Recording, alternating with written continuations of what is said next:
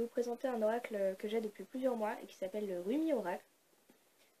Ça a été un cadeau et j'ai eu un peu le temps de le tester, enfin, sinon je ferais pas une review. J'aime bien faire mes reviews quand j'ai déjà eu le temps de tester un peu les jeux, de travailler avec. Donc c'est un oracle qui a été créé par Alana Fairchild. En général j'ajoute un i sans faire exprès, donc si je dis Alaina pendant le truc, non c'est Alana. Illustré par Rassouli. Pour une fois ils ont notifié le nom sur la boîte, il est noté ici et à l'arrière par là.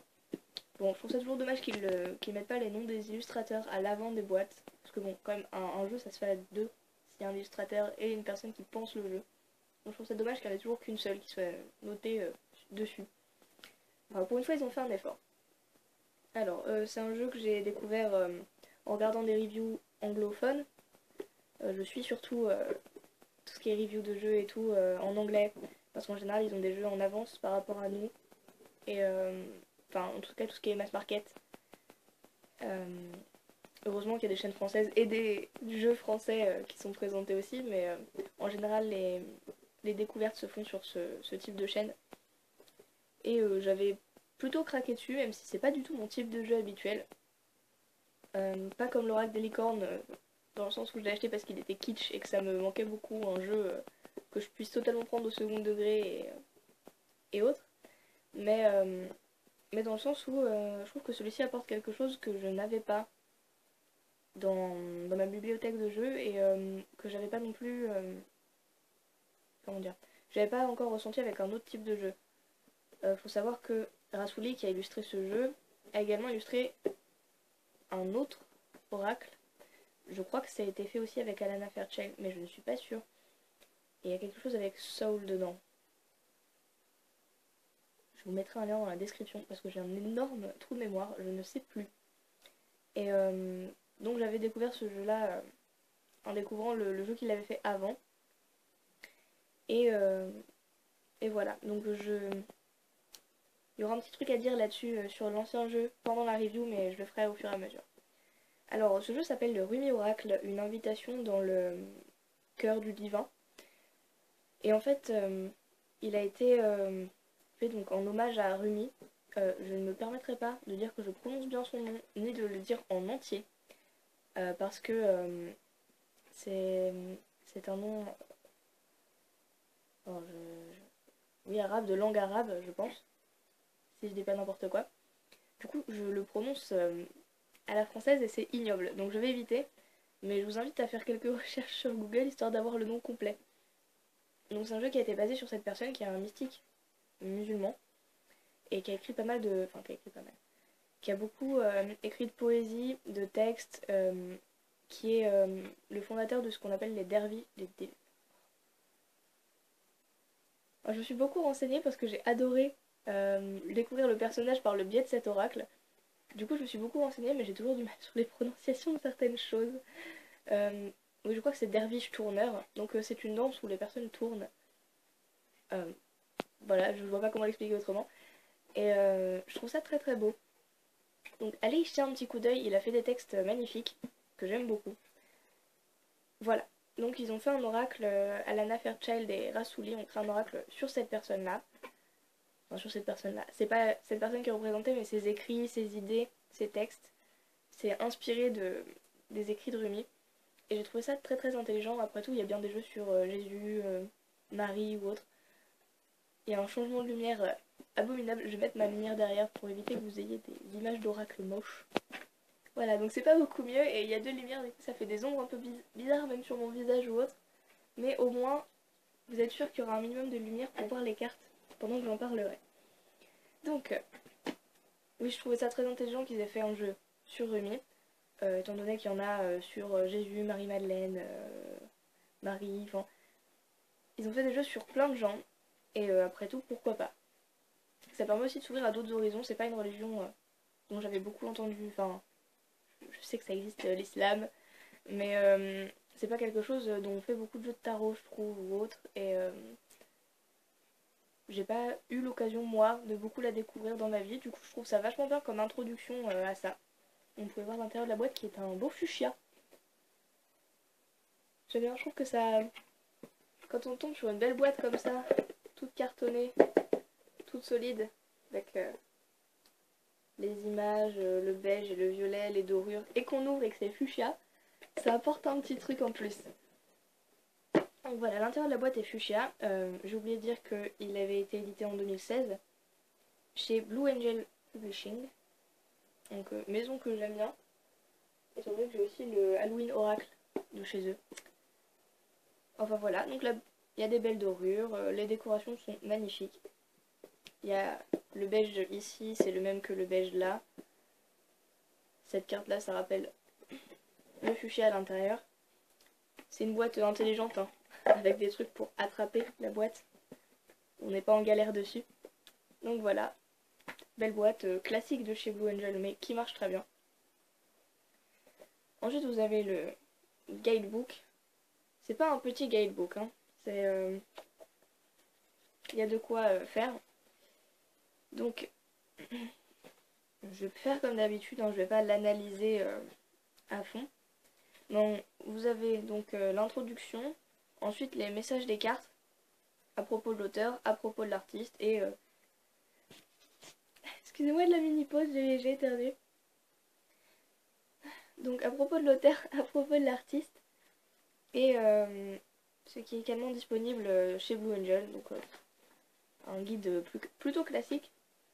Donc là, vous avez l'introduction, et c'est Rumi, mon vieil ami d'âme, avec ce que je pense être une représentation de Rumi. Donc, comment ce projet est venu, comment utiliser ce jeu. Tout ça, c'est compté dans l'introduction. Je trouvais ça un peu bizarre. Hop, donc il y a un tirage qui s'appelle... Comment il s'appelle celui-ci, le derviche intérieur. Ça, donc c'est derviche, j'avais bien raison. Donc qui tourne, comme ces personnes qui font... les derviches tourneurs qui tournent aussi, et bah le tirage tourne aussi. J'aime bien quand les guidebooks vont vraiment dans le thème du jeu que... Ok, ma phrase voulait rien dire. J'aime bien quand les petits livrets comme ça suivent vraiment le thème du jeu. Et se contentent pas juste de mettre une croix celtique ou un tirage passé, présent, futur. C'est toujours bien de les mettre quand on n'a rien, mais enfin, j'aime bien, quitte à faire un jeu, autant faire 2-3 tirages qui vont avec en fait. Donc voilà, il y a ce tirage là. Et on arrive aux descriptions des cartes, donc avec la petite image, le titre, une citation de Rumi, puis ça c'est une sorte de channeling de Rumi. Donc le channeling c'est le fait de parler avec des entités et en quelque sorte, enfin maintenant en tout cas ça veut surtout dire ça, de les canaliser euh, en nous, en quelque sorte, pour qu'elles nous donnent une inspiration pour écrire des choses, faire des choses, enfin, ou juste pour discuter avec, mais l'idée c'est ça, que l'entité est en relation avec nous et nous permettre de qu'on puisse communiquer par son biais, enfin par notre biais, par leur biais à eux, enfin. C'est une, c'est une approche New Age de la médiumnité, sans aucun truc péjoratif dans New Age, hein, dans le sens basique de New Age. Enfin voilà, donc y a beaucoup de spiritualité dans cet oracle, chose que je ne retrouve pas, même dans les jeux avec les anges et tout, je trouve pas assez de ce côté un peu mystique, ce côté un peu religieux. Et c'est ça qui me manquait dans les jeux que j'avais. Et c'est quelque chose que je retrouve dans l'oracle Rumi. Même si c'est pas du tout ma religion. L'islam n'est pas du tout ma religion, mais quand je vois qu'il y a les belles citations de Rumi qui vont avec les images des cartes, et qu'il y a tout un travail de discussion, enfin de channeling fait avec Rumi pour écrire quelque chose, un message, enfin en tout cas moi c'est ce que j'ai compris. Je vais revérifier histoire de... Ne bougez pas. Hop. Donc apparemment j'ai vérifié en 2 minutes, je savais où c'était écrit. Mais la personne ne dit pas explicitement qu'elle a parlé avec Rumi, mais elle dit en tout cas qu'elle a écrit ça, c'est pas ses paroles, et que elle a écrit avec quelqu'un qui en tout cas si c'était pas Rumi, ressemblait à Rumi ou avait l'air d'être dans son entourage. Enfin, donc en tout cas elle a canalisé une entité, un fantôme, appelez ça comme vous voulez, mais pour écrire le texte, donc il y a l'image, la citation de Rumi, le texte qu'elle n'a pas écrit toute seule, puis la description de la carte. Et ça finit, enfin c'est assez long, hein. Vous pouvez voir, c'est sur 2 pages, ce qui est assez rare dans certains jeux. Et ensuite il y a un rituel, et ça je trouve que ça appuie beaucoup le côté mystique, le côté religieux du jeu. Pas dans le... Je sais que religieux pour certains c'est presque un gros mot, mais pas dans le sens dogmatique, mais dans le sens où il y a une vraie connexion entre ce qu'on voit, ce que Rumi avait dit, ce qu'on lit ensuite, puis une sorte de rituel. Donc là c'est juste, enfin, quand on dit un rituel, c'est ce qu'ils appellent un Sacred Honoring Ritual. Et là par exemple c'est placer ses mains sur son cœur et réciter une sorte de formule de guidance pour que Rumi nous aide. Ça paraît... c'est pas des trucs avec des chandelles, des bougies, 3 pentacles, et il faut tracer des formes dans le sable et tout. C'est très très simple, des choses faciles à mettre en place dans la vie, mais peu d'oracles je trouve, enfin en tout cas moi j'en ai rencontré peu, réussissent à faire le lien entre spiritualité et divination, développement de soi. On a pas mal tendance à oublier, je trouve, que les religions, c'est quand même à la base fait pour s'expliquer le monde, pour apporter de la spiritualité dans une vie. Donc les religions, c'est par le biais d'un livre, de dogmes, d'un code à suivre, mais ça reste quand même de base quelque chose de très spirituel. Et c'est quelque chose qu'on oublie en France. Mais ça vaudra une autre vidéo. Je trouve que ce jeu, du coup, donne une bonne une impulsion, enfin, j'allais dire une bonne impulsion pour se reconnecter avec justement les bases de la religion. Ce qui fait de base que l'homme a besoin de se tourner vers une spiritualité, c'est une sorte de recherche de développement, de vision du monde. Et je trouve que le choix d'avoir fait un oracle sur Rumi est vraiment très pertinent. Parce que même sans aller loin dans... Enfin là, ça nous explique pas la religion musulmane, hein, loin de là. Je ne pense même pas qu'Alana Fairchild le soit, donc c'était un peu logique. Mais disons que ça... comment Rumi avait un lien très fort avec la vie en elle-même. Il aimait écrire, il voyait Dieu dans toutes les belles choses du monde, les belles choses de l'extérieur, donc la nature, les relations entre les gens, ce genre de choses. Et je trouve que c'est une manière très très saine de voir une religion ou de voir une spiritualité en général. Donc pour réconcilier les gens avec cette facette du monde et des croyances humaines, je pense il y avait vraiment quelque chose à faire avec Rumi, vu que d'autres d'autres je saurais pas dire intermédiaires entre les gens et la religion n'ont pas forcément cette image de poète, d'amoureux de la vie, de personnes comment dire vertueuses. J'essaie de chercher un peu mes mots au fur et à mesure, mais enfin voilà. Je trouve que le choix était très très judicieux. En plus, ses écrits sont très beaux et ses idées sont vraiment belles. J'apprécie aussi le fait que... enfin, là, c'est même pas l'oracle en fait. Je suis en train de vraiment parler des idées de l'oracle, mais il m'a vraiment plu. C'est que Rumi avait beaucoup de respect, par exemple, pour des personnes comme Jésus. Donc, je pense que même si on est chrétien, on peut trouver... ce livre est pas teinté islam. Ce livret et l'oracle en général, hein, comme je parle du livret. C'est pas du tout teinté islam, mais c'est teinté foi. Et même en tant que païenne, j'étais vraiment réceptive à ça, parce que je trouve que c'est amené de manière très douce et très, comment dire, de manière instinctive et pas de manière dogmatique. Euh, donc Rumi est un bon choix pour ça.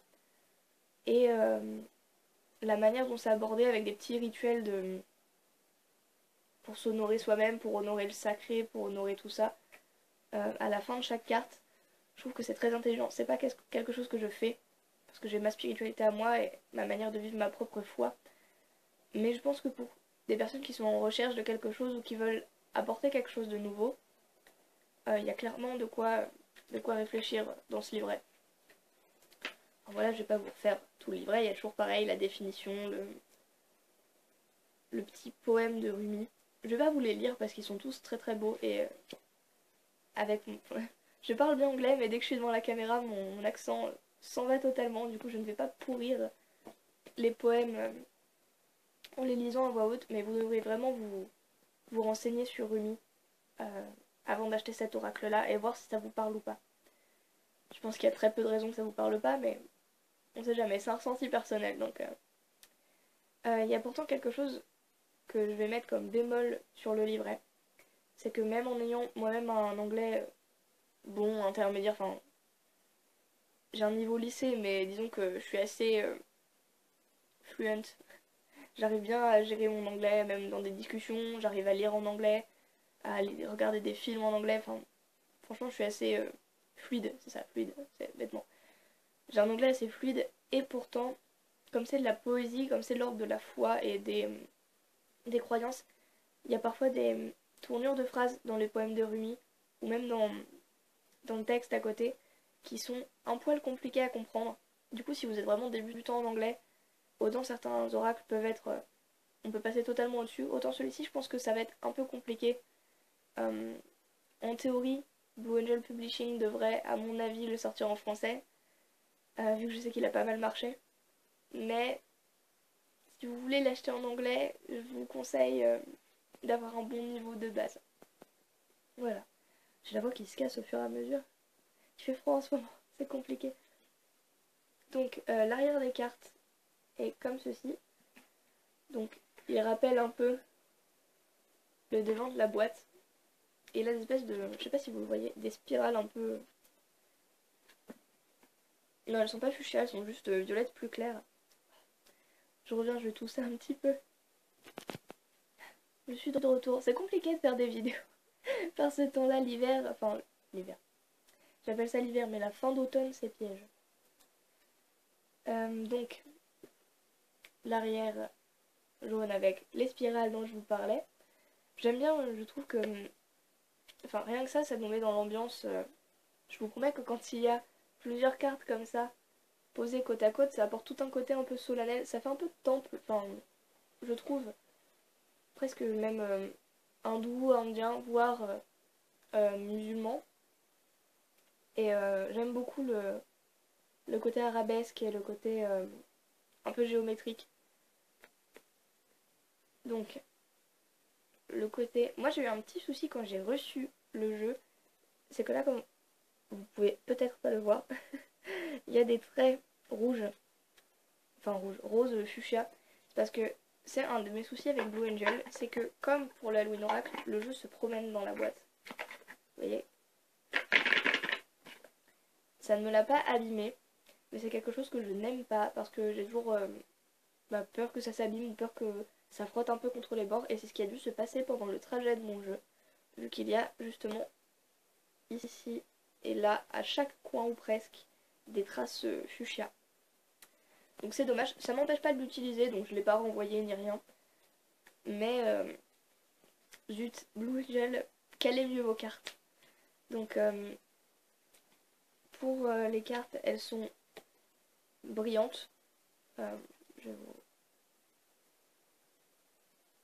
Voilà. Là vous avez un petit... Vous voyez bien qu'il y a un petit reflet et elles sont très très brillantes. J'ai jamais eu de problème de traces de doigts ou quoi que ce soit. Enfin franchement ça va. Mais du coup elles glissent. Elles glissent beaucoup et elles s'accrochent bizarrement un peu entre elles. C'est pas la texture de carte la plus agréable du monde quand il faut mélanger. Bon, par contre, au toucher, c'est vraiment cool. Donc l'avant, elles sont pas du tout dans l'ordre. Il y a un petit côté, une petite bordure beige, exactement la même que sur la boîte, mais en plus foncé. Et, enfin, le dessin au milieu, avec le chiffre et le titre. Je suis pas contre la bordure beige. En soi, ça encadre bien le jeu et ça change du blanc. Mais je pense que si quelqu'un un jour a la foi d'enlever les bordures, ça pourrait avoir encore plus d'impact visuellement. Moi je les aime bien comme ça, du coup j'ai pas la foi de les couper, j'aurais trop peur de les abîmer. Mais voilà, je pense que ça peut se tenter. Donc, les titres sont aussi un peu abstraits, très symboliques ou très très spirituels. Mais je pense que ça suit bien l'idée du jeu. Et les cartes, elles sont un peu je dirais pas forcément abstraites parce qu'il y en a certaines qui sont très représentatives, enfin, mais elles ont un petit côté abstrait. Il y a beaucoup de plus de ressenti que de représentation en fait. Donc voilà. Euh, le jeu en lui-même, il est pas mal, je trouve, à utiliser pour du développement personnel, pour des questions sur soi-même, pour par exemple comprendre des blocages, des peurs, ce genre de choses. Dans un sens, il me fait penser à un jeu que je n'ai pas eu en main, donc ça va être de la spéculation, mais de ce que j'ai entendu parler, par exemple j'ai vu une review, je crois, sur la chaîne de Claire de la Lune. Il y avait le Marie-Madeleine, l'oracle de Marie-Madeleine, non, l'oracle de Marie tout court, Mother Mary Oracle, quelque chose comme ça. Enfin bref, il y avait un oracle sur Marie, pour arrêter de blablater. Et il avait un côté très doux, très réparateur, et en même temps très spirituel. J'avais beaucoup aimé. Et je trouve que le Rumi, là-dessus, il accompagne très bien ce genre de jeu. Enfin, il fait beaucoup écho à ce jeu-là, puisque sans avoir à chaque fois la tête de Marie et une explication de la mère de quelque chose ou autre, il a quand même ce côté très accompagnement, très doux. C'est vraiment un jeu qui, je pense, a été pensé pour grandir d'une certaine manière. Pas forcément dans le sens spirituel, mais dépasser ses blocages, ses blessures, réussir à être accompagné gentiment. Comme l'oracle de Marie, du coup, je vais l'appeler l'oracle de Marie, même si c'est peut-être pas le nom. Je mettrai aussi, je vais mettre plusieurs liens dans, dans la description. Comme cet oracle-là, je trouve qu'il a été créé avec beaucoup de douceur aussi. Puisqu'il n'y a aucune image vraiment frappante. Enfin, c'est pas comme si on se retrouvait devant la carte de la mort ou de la tour, qui, même si elle a de bons côtés, peut être assez violente visuellement. Il n'y a pas du tout de cartes comme ça. J'aime beaucoup les cartes très très abstraites comme celle-ci. Je trouve qu'elles apportent vraiment quelque chose de moderne au jeu. Enfin, il n'y a pas de cartes violentes, mais en même temps, les, comment, les messages, les mots-clés peuvent être assez profonds et assez frappants, parfois. Parfois, il y a une phrase qui va accrocher et on va se dire ah oui, mais ça veut dire ça, et c'est finalement apporté, amené très doucement, de manière à pas faire peur aux gens qui utilisent le jeu, mais au final, les messages restent clairs et sans, pas sans filtre, mais ça peut être très frappant.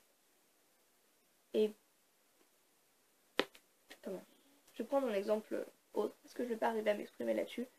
C'est comme la mort en fait. La mort, c'est une carte qu'on peut se prendre en pleine face, mais qui au final va avoir de très bons côtés. Et ce jeu-là, il est comme ça en général. Il y a des cartes très très douces et d'autres qui nous forcent à aller voir un peu plus loin que juste la douceur ou que juste les épreuves ou ce genre de choses. Et qui nous montrent un peu l'autre face de ce qu'est de ce qui est marqué sur la carte. Et en ça, je trouve que c'est très très intelligent. J'ai mis beaucoup de temps à faire juste une phrase qui veut dire quelque chose.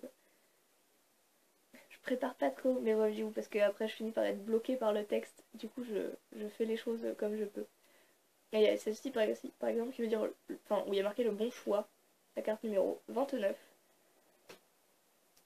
Et celle-ci, selon les personnes, comme les cartes sont abstraites, elles peuvent devenir au final plus ou moins violentes. Enfin, les gens peuvent se dire le bon choix et ici voir une sorte de lumière qui sort de la personne et d'autres voient des lances qui rentrent dans la personne. Comme si faire le bon choix était quelque chose de lourd à porter.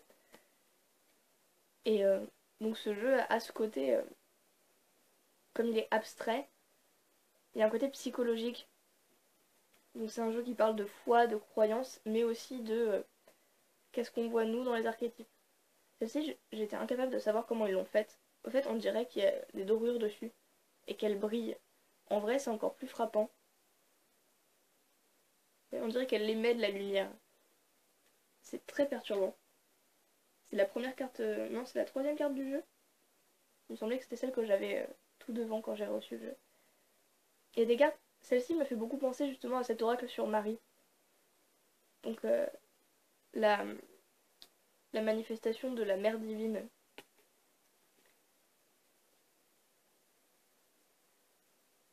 Très beau paysage aussi. Moi personnellement je vois le Mordor au fond. Peut-être que j'ai trop lu. Ou trop vu de films de Tolkien. Alors oui, quelque chose que je voulais dire au début, je vous avais dit que je mettrais un lien vers l'ancien jeu de, de Rumi, enfin de Rumi, bravo, de Rassouli, celui qui a illustré le jeu. C'est ma carte préférée. Euh, en fait, certaines personnes se sont plaintes, je ne sais plus si c'est de ce jeu-là ou d'un autre jeu encore qu'il a fait, mais qu'il avait repris les illustrations des anciens jeux pour faire certaines cartes du nouveau. Le fait est que moi je n'ai pas les anciens jeux, donc je n'ai pas pu vérifier, enfin j'ai vérifié sur internet, hein, ça m'a l'air totalement vrai, mais j'ai pas pu vérifier à quel point il avait récupéré les anciennes illustrations. Ce que je peux dire en tout cas, c'est que moi personnellement, aucune carte ne m'a choquée. C'est-à-dire qu'il n'y a pas eu une carte où je me suis dit oula là ça, il a réutilisé l'illustration, ça va pas du tout avec le thème, ou alors ça m'a l'air totalement à côté de la définition dans le livret. Globalement, le jeu est bien fait parce qu'il reste cohérent, même s'il y a des images plus ou moins figuratives ou plus ou moins colorées. Le jeu se tient bien, même s'il parle, enfin même s'il touche autant à la psychologie qu'à la foi, qu'au développement personnel. Il a une vraie, comment dire, une vraie personnalité. Et la réutilisation d'images ne m'a pas choqué du tout. Hop, je vais finir, il reste plus que 2 cartes.